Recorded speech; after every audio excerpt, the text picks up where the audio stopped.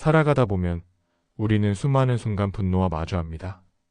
누군가의 말 한마디, 무심한 표정 하나, 작은 행동 하나가 우리의 마음을 송두리째 흔들어 놓습니다.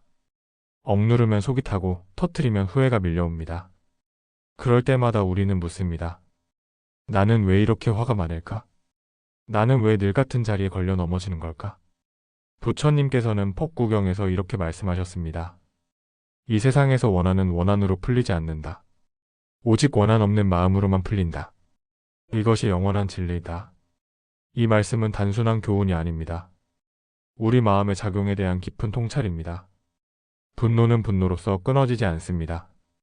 분노는 자비와 연민으로만 다스려집니다. 분노는 불과 같습니다. 작은 불씨 하나가 들판을 태우듯 작은 말 한마디가 하루 전체를 태워버립니다.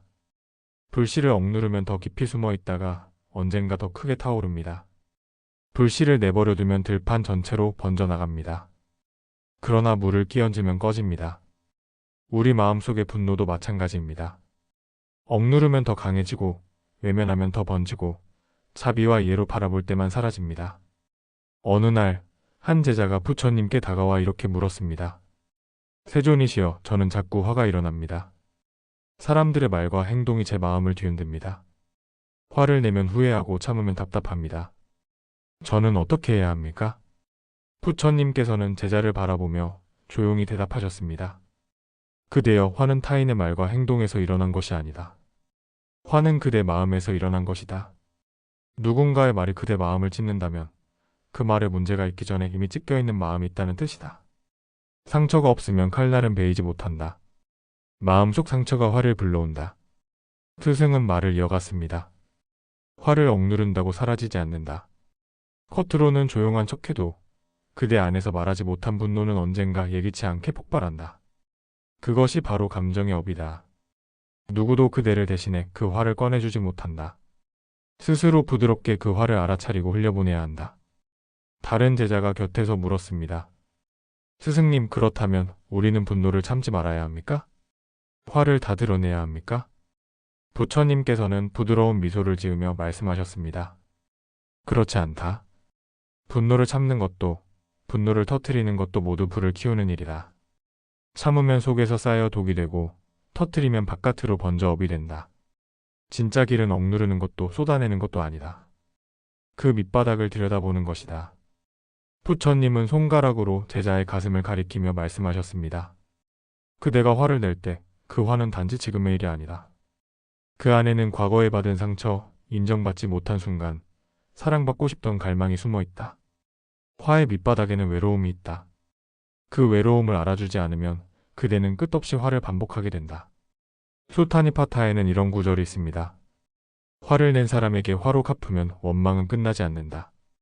화를 낸 사람에게 자비로 갚을 때 원망은 거기서 멈춘다. 분노는 독사와 같습니다. 잡으려 들면 더 날카롭게 물고 놓아주면 조용히 사라집니다. 분노도 억누르면 더 세게 되돌아오지만 그저 알아차리고 흘려보내면 약해집니다. 부처님은 제자들에게 이렇게 당부하셨습니다. 분노를 다스리는 첫 번째 길은 그 감정을 죄로 여기지 않는 것이다. 예민함도 죄가 아니고 화도 죄가 아니며 상처받은 것도 그대 잘못이 아니다. 이제부터는 감정들에게 이름을 붙여주고 자리를 내어주어야 한다. 아, 지금은 내가 속상한 거구나. 이건 분노가 아니라 두려움이었구나. 이 감정은 나를 보호하려는 마음이었구나. 그 순간 화는 그대의 가장 정직한 친구가 되고 더 이상 그대를 해치지 않는다. 부처님께서는 제자들에게 자주 비유로 가르침을 전하셨습니다. 어느 날 한 제자가 분노에 사로잡혀 찾아왔습니다. 그는 말했다. 세존이시여, 저는 사람들과 이야기할 때마다 화가 납니다. 누군가 제 의견을 무시하면 속에서 불이 치솟고 억울한 말을 들으면 밤새 잠을 이루지 못합니다. 화를 내면 관계가 깨어지고 화를 참으면 속이 썩어 들어가는 것 같습니다. 저는 어느 쪽으로도 평안하지 못합니다. 부처님께서는 조용히 제자를 바라보며 말씀하셨습니다. 그대여, 불은 불로 끌 수 없고 분노는 분노로 다스릴 수 없다. 불은 물로 끄듯 분노는 자비로 다스려야 한다. 그대가 화를 참는 것도 불을 가두는 일이고 화를 터뜨리는 것도 불을 번지게 하는 일이다. 그러니 그대는 불을 가둘 수도 불을 번질 수도 없는 딜레마에 빠진 것이다. 그러나 불길을 바라보고 불씨가 어디서 일어났는지를 살펴보면 그 불은 저절로 꺼진다. 스승은 손에 작은 횃불을 들고 제자 앞에 놓았습니다. 보아라. 이 불은 나무와 바람과 기름이 있어야 탄다. 조건이 모이지 않으면 불은 꺼진다. 마찬가지로 그대 마음의 불도 조건이 모였기에 일어난 것이다. 그 조건이 사라지면 분노도 사라진다. 제자는 물었습니다. 세존이시여, 그렇다면 제 화의 조건은 무엇입니까? 부처님은 대답하셨습니다. 그대 안에 아직도 치유되지 않은 상처, 그대가 인정받고 싶었던 갈망, 사랑받지 못했다고 느낀 외로움이 바로 조건이다. 그 상처를 들여다보지 않으면 그대는 계속 외부를 탓하게 된다. 그러나 그 상처를 자비롭게 바라본다면 분노는 더 이상 불길이 되지 않고 그대의 마음을 밝히는 등불이 된다. 현대의 삶도 다르지 않습니다. 가족 안에서, 직장에서, 사회 속에서 우리는 끊임없이 분노와 마주합니다. 예를 들어 가족의 무심한 말 한마디가 마음을 후벼팝니다. 넌 늘 그 모양이야. 이 말이 들리는 순간 가슴은 불길처럼 타오릅니다. 직장에서 상사의 날카로운 말 한마디가 종일 마음을 짓누릅니다. 이게 최선이야? 순간 손끝에 힘이 들어가고 속에서 울컥하는 화가 치밀어 오릅니다. 사회 속에서 우리는 뉴스와 사건을 보며 분노합니다.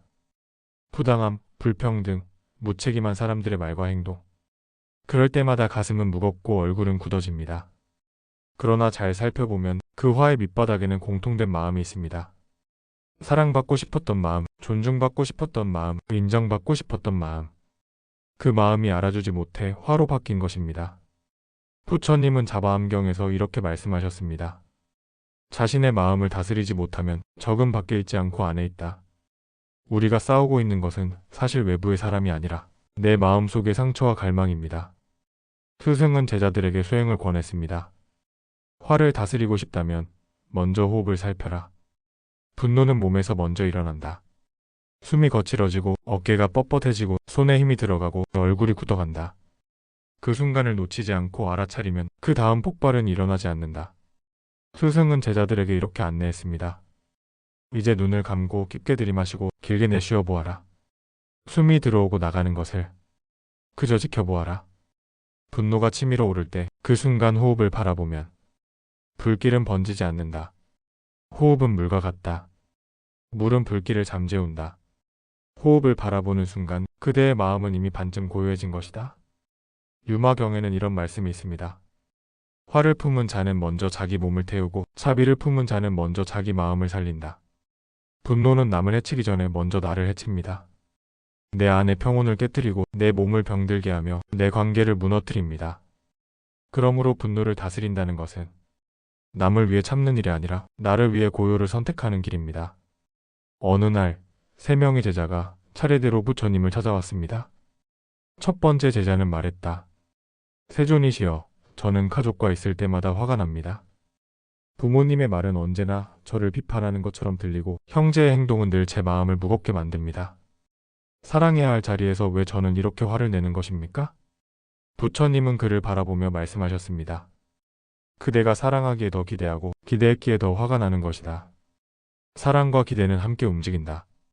그러므로 가족에게 화가 난다는 것은 사실은 사랑받고 싶다는 마음이 크다는 뜻이다. 그 마음을 들여다보아라. 그 순간 화는 미움이 아니라 인정받고 싶다는 간절함으로 바뀐다. 두 번째 제자는 고개를 숙이며 말했다. 세존이시여, 저는 직장에서 화가 많습니다.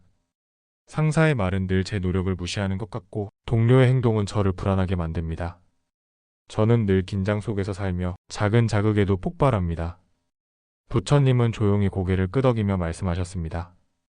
직장은 비교와 경쟁이 끊임없이 일어나는 곳이다. 그대가 화를 내는 이유는 그대가 진심으로 인정받고 싶기 때문이다. 그대의 분노는 잘못이 아니라 존중받고 싶다는 마음의 다른 얼굴이다. 그러니 그 화를 부끄러워하지 말고 그 속의 마음을 알아차려라. 세 번째 제자는 눈물을 글썽이며 말했다.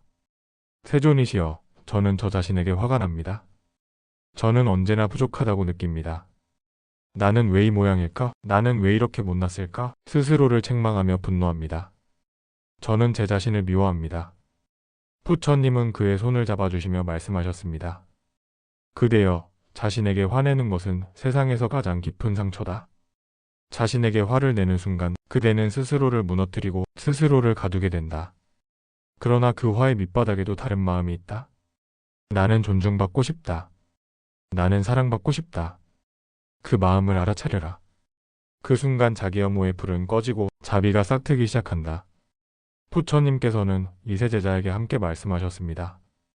그대들의 분노는 모두 같은 뿌리에서 나온 것이다.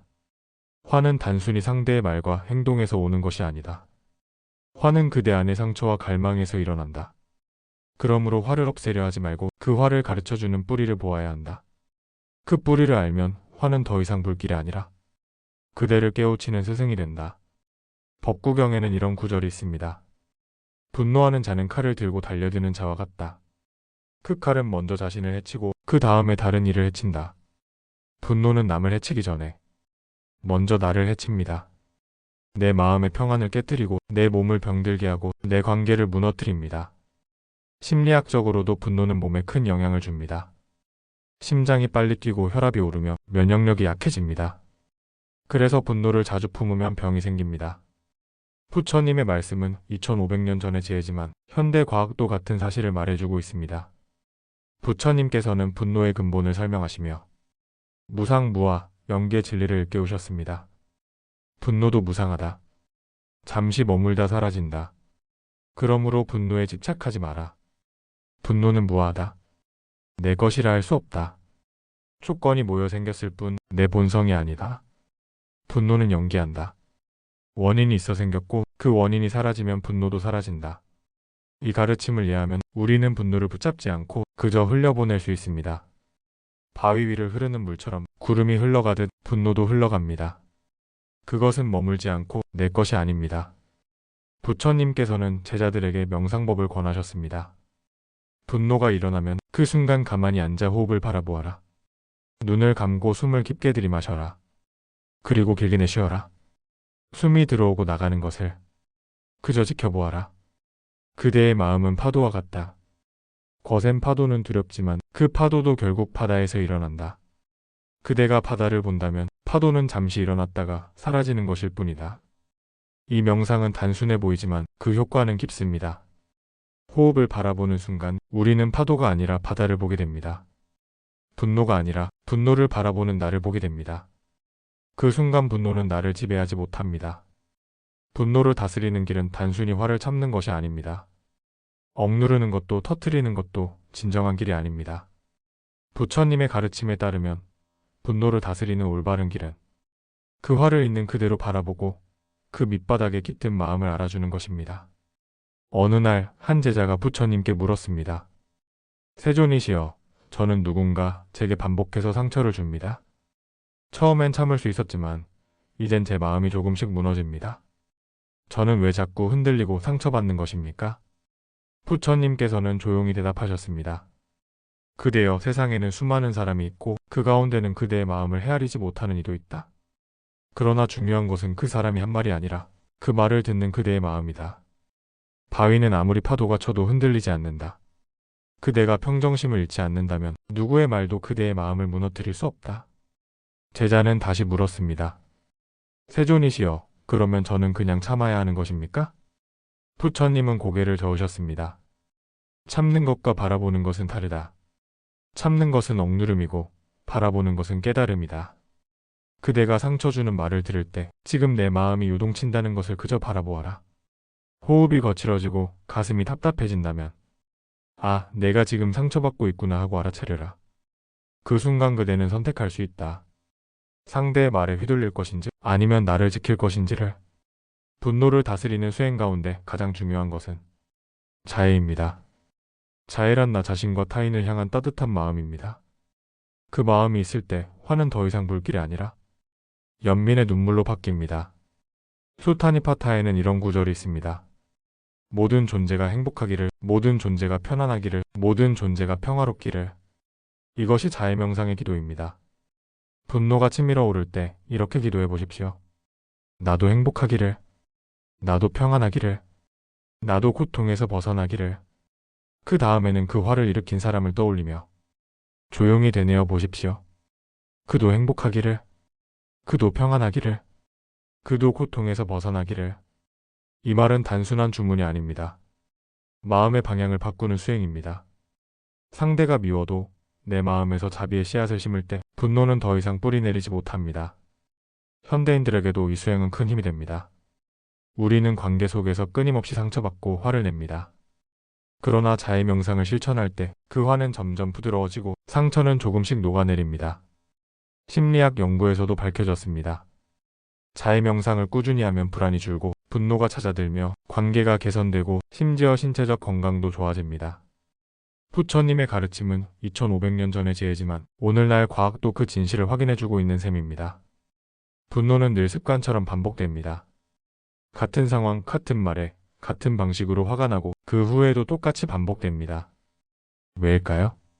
그것은 분노도 습관이기 때문입니다. 몸과 마음에 새겨진 감정의 흐름이 조건이 갖춰지면 자동으로 반응하는 것입니다. 그러나 수행자는 그 습관을 끊습니다. 어떻게 끊을 수 있을까요? 바로 알아차림입니다. 분노가 올라오기 전에 작은 신호를 알아차리는 것. 손에 힘이 들어가는 순간, 숨이 거칠어지는 순간, 표정이 굳어지는 순간. 그때 잠시 멈추어 호흡을 바라보면 습관은 끊어지고 새로운 길이 열립니다. 부처님께서는 이렇게 말씀하셨습니다. 그대여, 분노와 상처는 거센 파도와 같다. 그러나 그 파도도 고요한 바다에서 일어난다. 분노의 뿌리는 과거의 상처, 사랑받고 싶었던 갈망에 있다. 그러니 그대를 탓하지 말고 그 감정을 탓하지 말며 그저 자비롭게 바라보라. 제자는 그 말씀을 듣고 처음으로 자신에게 따뜻한 말을 건넸습니다. 그래, 너도 참 많이 아팠지? 그럴 수 있어? 이제 괜찮아. 내가 너를 지켜줄게.